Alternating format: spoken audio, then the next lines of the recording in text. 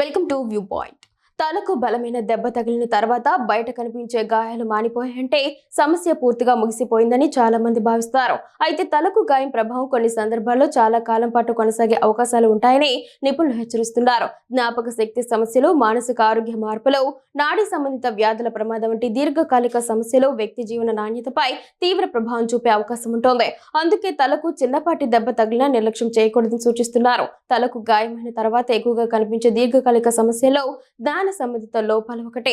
ప్రమాదాలు లేదా ఇతర కారణాలతో తలకు దెబ్బ తగిలిన వ్యక్తుల్లో జ్ఞాపక శక్తి తగ్గడం, ఏకాగ్రత లోపించడం, నిర్ణయాలు తీసుకోవడంలో ఇబ్బందులు, సమస్యలు పరిష్కరించే సామర్థ్యం తగ్గడం వంటి లక్షణాలు కొంతకాలం తర్వాత కూడా కనిపిస్తాయి.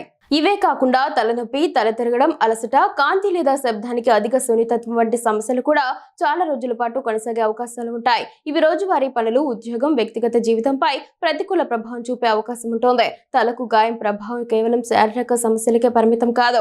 గతంలో తలకు గాయమైన వారిలో డిప్రెషన్, ఆందోళన, మూడ్ డిజార్డర్లు, నిద్ర సమస్యలు వచ్చే ప్రమాదం ఎక్కువగా ఉంటుందని పలు పరిశోధనలు సూచిస్తున్నాయి. కొందరిలో వ్యక్తిత్వ మార్పులు, చిరాకు, భావోద్వేగాలను నియంత్రించడంలో ఇబ్బందులు, ఒత్తిడిని తట్టుకునే సామర్థ్యం తగ్గడం వంటి సమస్యలు కూడా కనిపిస్తాయి. తలకు పదే పదే దెబ్బలు తగలడం మరింత ప్రమాదకరంగా మారుతుంది. ముఖ్యంగా కాంటాక్ట్ క్రీడల్లో పాల్గొనే క్రీడాకారులు, సైనిక సిబ్బంది, ప్రమాదకర వృత్తుల్లో పనిచేసే వారు ఇలాంటి గాయాలకు ఎక్కువగా గురయ్యే అవకాశం ఉంటుంది. తరచూ తలకు దెబ్బలు తగలడం వల్ల మెదడుకు క్రమంగా శాశ్వత నష్టం ఏర్పడి భవిష్యత్తులో నాడీ సంబంధిత వ్యాధులు, జ్ఞాపక శక్తి క్షీణత వంటి సమస్యలు వచ్చే ప్రమాదం పెరుగుతుంది.